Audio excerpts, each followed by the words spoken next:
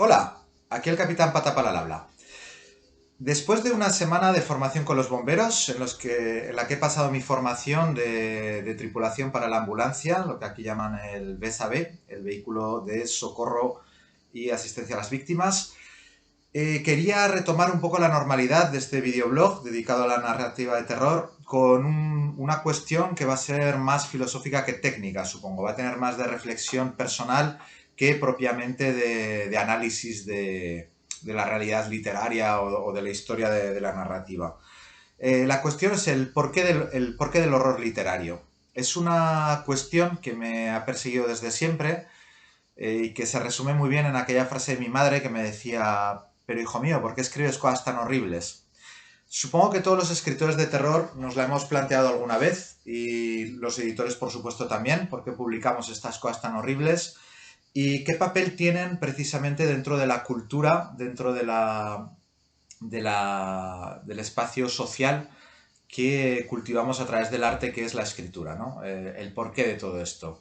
Porque en lugar de escribir cosas positivas y luminosas y magníficos paraísos de la piruleta con unicornios rosas y duendes simpáticos, que también lo hacemos a veces, por supuesto, nos da de vez en cuando o continuamente por escribir historias horribles y abracadabrantes que nos llenan de inquietud y que nos generan esa subida de adrenalina y esa inquietud de fondo. ¿Por qué tenemos esa necesidad vital de aproximarnos al horror?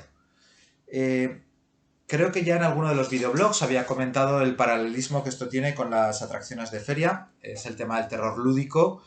Es aterrador caer al vacío, por ejemplo, y es muy divertido, sin embargo, cuando te hacen caer al vacío en una montaña rusa o en el martillo o incluso haciendo puenting o barranquismo, como me gusta hacer a mí.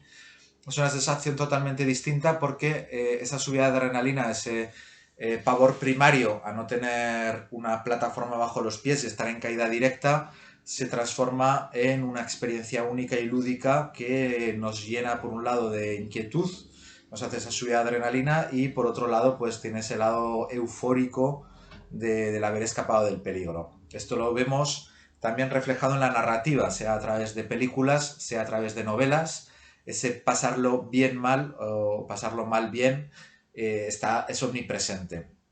Pero más allá de ese tema meramente lúdico, yo creo que hay otros motivos que nos han llevado a explorar esa narrativa del horror.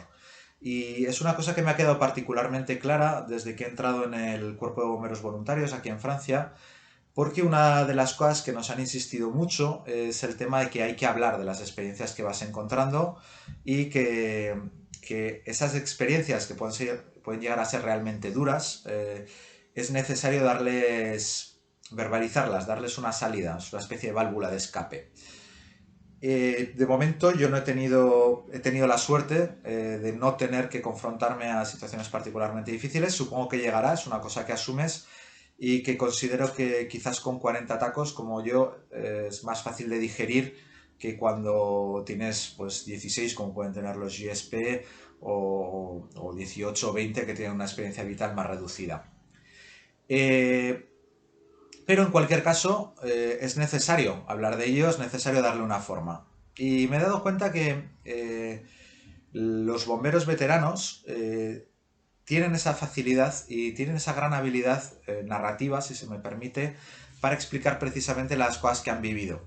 Consiguen que la cosa no quede en simplemente una liberación de la tensión que han acumulado dentro, sino que consiguen que haya una didáctica después, que haya una empatía que nos permita madurar como bomberos para ocuparnos luego a nosotros de víctimas reales.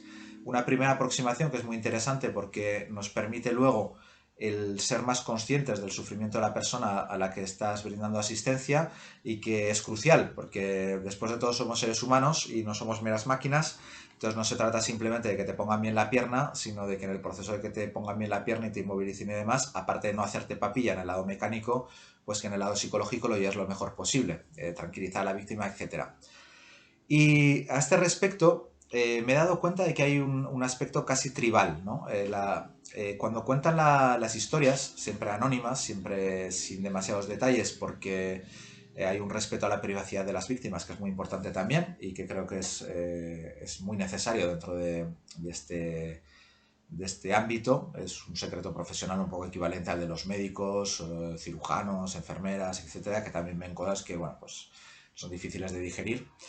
Y bueno, en el momento en el que se transmiten estas experiencias, en el que se habla de estos horrores que son horrores reales, hay varios modos de abordarlo. Como digo, puede haber un modo didáctico, puede haber un modo casi moral, puede haber también, por supuesto, el humor negro en algunos momentos, siempre entre compañeros, porque claro, cuando has vivido algo realmente duro o a veces no es ni siquiera duro. Eloís, mi amor, me estás moviendo toda la silla y me estás cascando el vídeo. La, a veces no es ni siquiera que sea particularmente duro el tema. A veces pues simplemente es tragicómico o simplemente incómodo, pues porque los seres humanos pues somos humanos y a veces pues es tan sencillo como que la víctima pues se encuentra mal y bueno pues vomita en en todo el compartimento de la ambulancia y luego pues nos toca a nosotros limpiarlo, cosas así, ¿no? Cosas muy mundanas, pero que hay que sacar de vez en cuando de ti mismo porque todo va acumulando tensión, nosotros somos voluntarios, tenemos nuestro curro al lado, tenemos nuestra vida al lado y te dedicas a esto pues intentando poner todo tu lado positivo, pero claro, son experiencias que pueden ser más o menos duras y en algún momento hay que darle salida. Entonces, tanto esos tipos de narrativa al respecto, que pueden ir de lo más solemne a lo más dramático, a lo casi surrealista en algunos momentos, y que me remiten constantemente a lo que es el género fosco. Es decir, todas esas aproximaciones al terror o al horror que no tienen por qué necesariamente dar miedo, pero que orbitan en torno a esta cuestión. Y claro, ahí está la pregunta de ¿por qué ese horror narrativo? ¿Por qué este deseo, esta obsesión del horror narrativo? En el caso, pues, como decimos, de personas que han vivido una experiencia dura o que por sus actividades se ven confrontados a situaciones difíciles, parece bastante evidente que hay un componente catárquico, hay un componente que permite digerir la experiencia y aligerar la carga personal compartiéndola con otros. Pero claro, aquí los más avispados me dirán, bueno, Patapalo, tú cuando empezaste a escribir ni eras bombero ni leches, así que no nos cuentes milongas. Y claro, aquí merece la pena hacer un poco el inciso, porque culturalmente tenemos tendencia a contar estas historias horribles también. Y yo creo que aquí está precisamente ese lado tribal, ese lado ancestral, ¿no? Desde la noche de los tiempos el ser humano ha vivido experiencias duras. A veces van dentro del propio ciclo de la vida. Es duro perder a alguien al que quieres, por mucho que la edad llegue a un momento que sea parte del ciclo natural. Y es duro el sufrimiento, es duro pasar hambre. Y yo creo que todas estas cosas han ido generando un remanente de experiencias compartidas que ha sido necesario reabordar a través del arte. Del mismo modo que hemos visto ya que el arte rupestre o las primeras esculturas que se han encontrado de los hombres prehistóricos abordan grandes temas como la fertilidad, el ciclo de la vida, la caza, etc. También abordan, a medida que avanzan, el tema de la muerte. Empieza a haber enterramientos, empieza a haber disposiciones funerarias, lo que nos remite a ese dolor de la pérdida. Porque si bien es cierto que en uno de los primeros videoblogs hablamos de los miedos estándar del ser humano, podemos volver a la cuestión y abordarlo como el miedo al dolor, sea físico, mental o psicológico o anímico o como queráis. El dolor a la pérdida, el miedo, el dolor de la pérdida, el miedo a la muerte, etcétera. Son experiencias traumáticas que, bueno, que están ahí y tal. Y claro, en tanto que comunidad hemos desarrollado esa narrativa, del mismo modo que hemos desarrollado otras narrativas, pues para transmitir información. Del mismo modo que la novela histórica surge por una curiosidad sobre el pasado, es un modo de acercar la realidad de lo que ha pasado, o del mismo modo que la ciencia ficción o los relatos prospectivos, pues buscan también estimular la curiosidad y estimular la imaginación y el intelecto para plantearse escenarios alternativos, comprender mejor la ciencia, el funcionamiento del mundo.